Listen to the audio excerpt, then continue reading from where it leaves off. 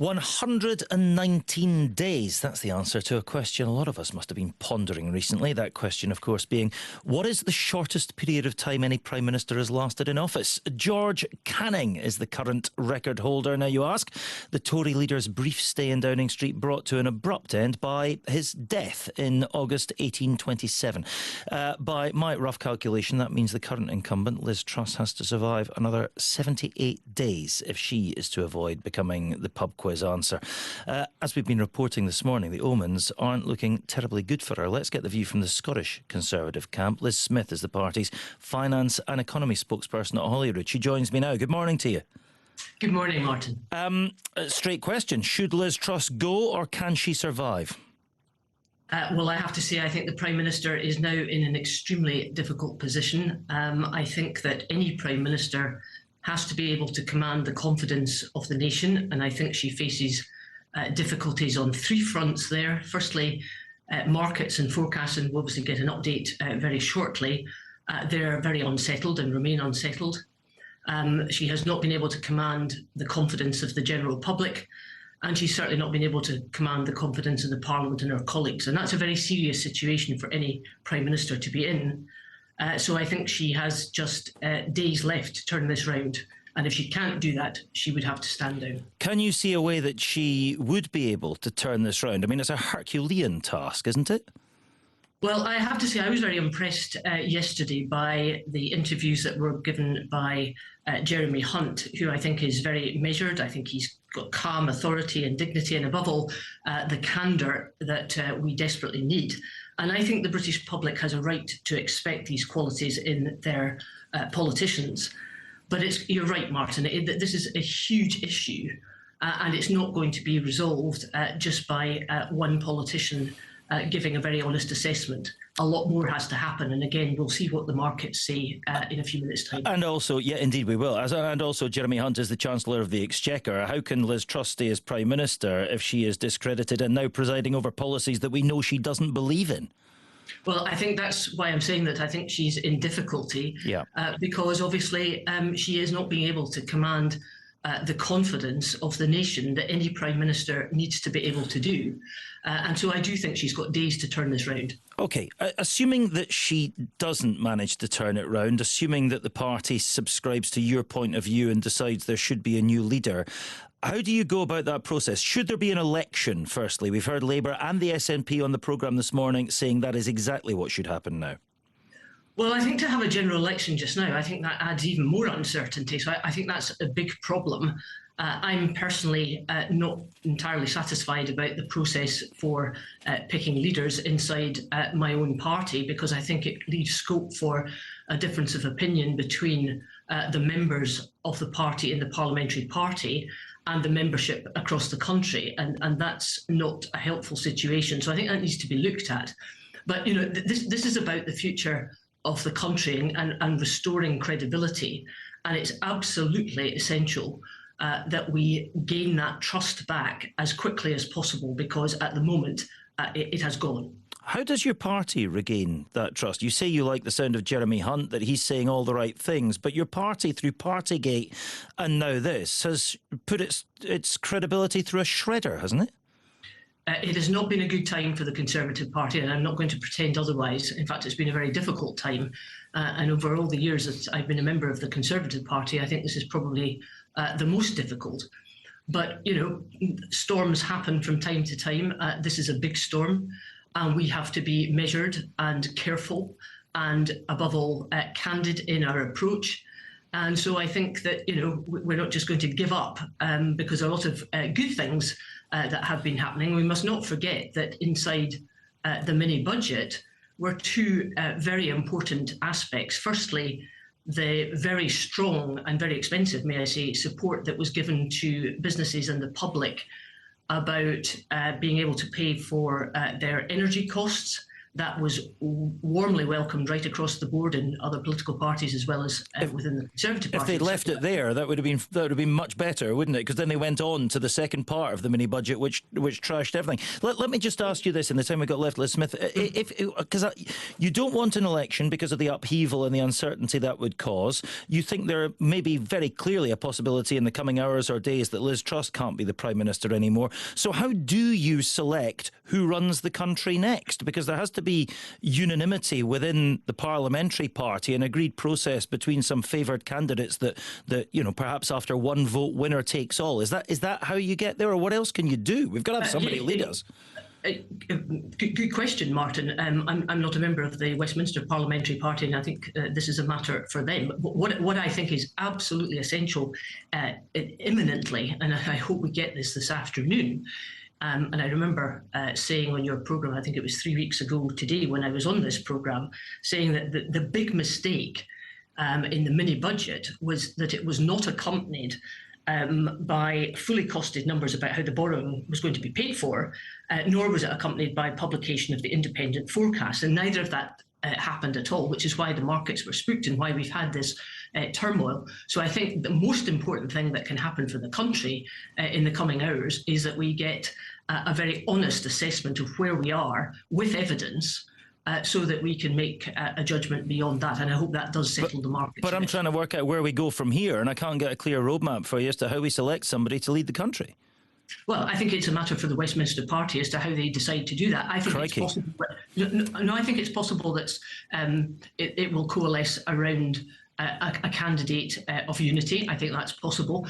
What is unedifying to watch are all the secret conversations that are going on, where clearly it's civil war, and that is never ever good for any political party, and that's what makes me very angry, as well as very disappointed. And I'm sure I'm speaking on behalf of the country when they say that it is not helpful to have a government that is obviously not concentrating on what it should be concentrating on. Okay, if not Liz Truss, then who? You were a Rishi Sunak supporter. Do you think he should be the next Prime Minister? I think he has lots of credibility. As I say, it's not for me because I'm not in the Westminster Party, but I thought Rishi Sunak had a lot of credibility. I also think that he had more support within the parliamentary party at Westminster than Liz Truss did. I liked an awful lot about what he was saying in terms of economic policy. Yeah, let me ask you about another leader. Douglas Ross said that these now discredited policies in the mini-budget that have been shredded should be passed on to Scotland. And just a few days ago, he said Liz Truss would win the next election. Is his judgment under question? Is his credibility still intact? No, Douglas Ross is saying exactly what I said 3 weeks ago, is that there is nothing wrong whatsoever with the drive to have a high growth and low tax economy. And that's the ambition I would hope for Scotland as well as for the UK. The problem has been all along that we have not had the evidence and the forecasts supporting how that was going to happen. OK, very briefly, talking about the Scottish economy, Nicola Sturgeon is laying out her financial prospectus for an independent Scotland. There has never been a more difficult time, presumably, to argue for the union, has there? No, I don't agree with that at all. I think that the SNP has never really been able to make a convincing case for independence. And that's because there are still so many unanswered questions. You're helping them, are you not, at the moment? No, I don't think we are helping them at all. I think the case for Scotland being part of a strong United Kingdom remains as strong as it was in 2014 when people voted for that. I think the SNP have got serious issues. I mean, obviously, we haven't had the detail of it till later this morning, but what's been trailed in the media is that, Nicola Sturgeon seems to be admitting that there would be no certainty, for example, over how long an independent Scotland would be pegged to sterling before it switched to a new currency and a new banking infrastructure, and incidentally appears to be saying that people will be asked to vote on independence without knowing the answer to that. Which sure. I think well, we shall hear whether she has those answers later on this morning, and we shall discuss them, no doubt, this time tomorrow. In the meantime, Liz Smith, Finance and Economy spokesperson for the Scottish Conservatives, many thanks indeed for your time. Right, mea culpa. That, in essence, is the Prime Minister's position on the chaos that's unfolded on our watch. In an interview with the BBC last night. She offered an apology, accepting responsibility for the mistakes made in the few weeks since she unpacked her things and settled into Downing Street. But, as we've been reporting this morning, she is still refusing to budge, determined she will lead her party into the next general election, although there seem to be few others around her or beyond who share that belief. Well, when we spoke to the Scottish Conservative MSP Liz Smith this time yesterday morning, she warned that Liz Truss had just days, in her opinion, to turn things round. So let's speak to her again. Good morning, Liz Smith. Good morning. Has she turned things round? Were you impressed by anything you saw in quite an extraordinary day yesterday? I think the Prime Minister is still in very grave difficulty. As I said to you yesterday, I think that's because she's not been able to command the confidence of the nation. And I think I set out three aspects of that, namely that she can't command the confidence of the general public, of Parliament and her colleagues, and of the markets. Now, there's been a little bit of improvement on the market scenario, to be fair.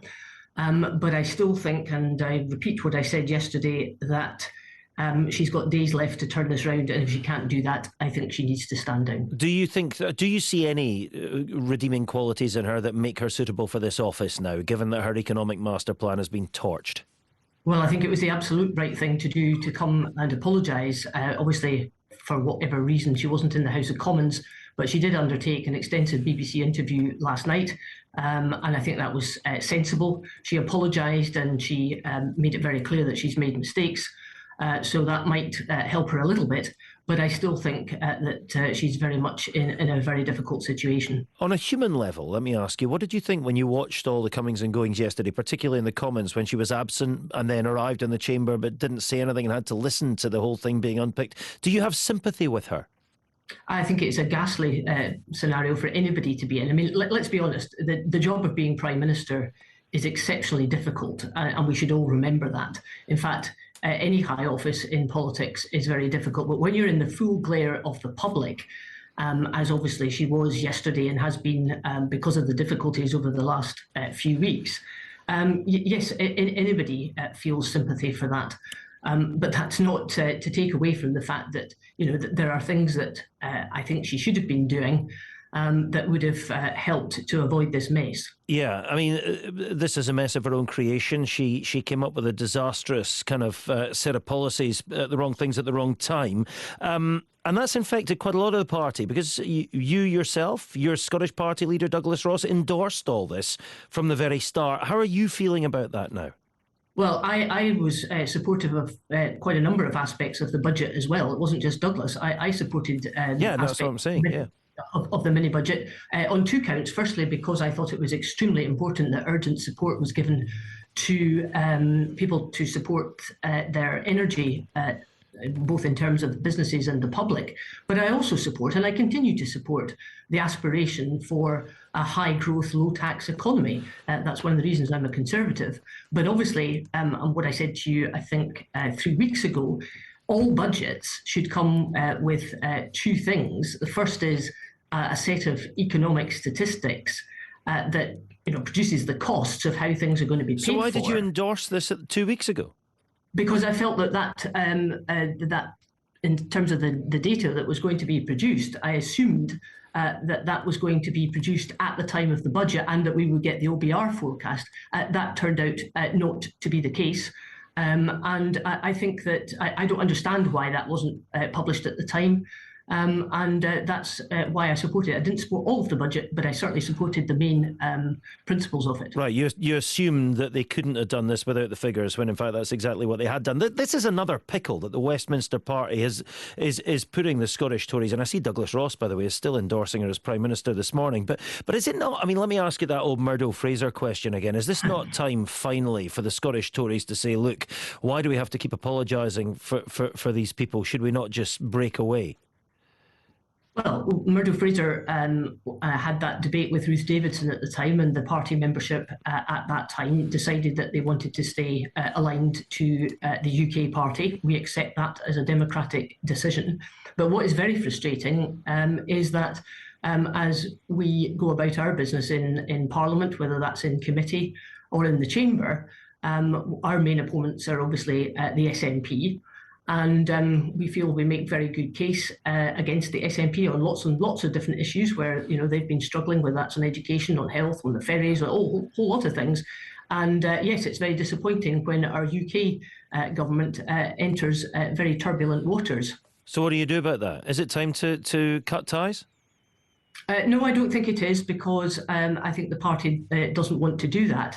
But what we have got to be able to do is to ensure that when we are taking decisions in the Scottish Parliament, that is very closely aligned with our colleagues in Westminster, that there is a common agenda, and that we're not undermined in any way by what's going on down south. You've been repeatedly undermined, haven't you, in the recent past? Your colleagues down south seem to be resigning themselves, a lot of them, to years in the political wilderness. Are the Scottish Tories infected by that? Are you finished as a political operation, a serious political operation up here for the time being?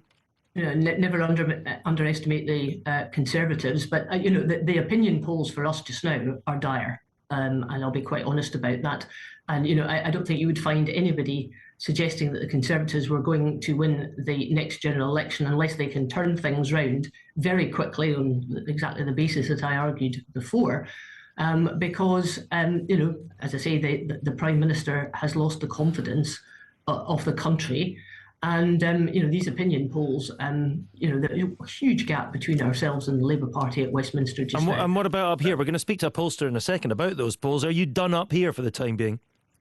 No, as I say, never underestimate the Conservatives. And I do think that when it comes to what's going on in the Scottish Parliament, when it comes on the question that we had yesterday about the independence paper, the Scottish Conservatives have got a very strong message to put against the SNP. And, my job as a finance spokesman is to be making a very strong case for Scotland in the Union, and to expose what I think are the very considerable problems within the SNP's most recent policy about the economics of independence. And that's my job.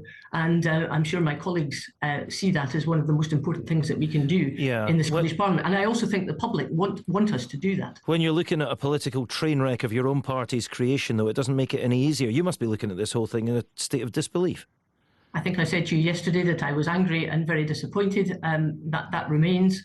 But let's not give up, because that's the worst thing that anybody can do. And I think that's irresponsible. That shows that you haven't got a sense of public duty if you just pack your bags and go home. That's not what I'm certainly not going to do that.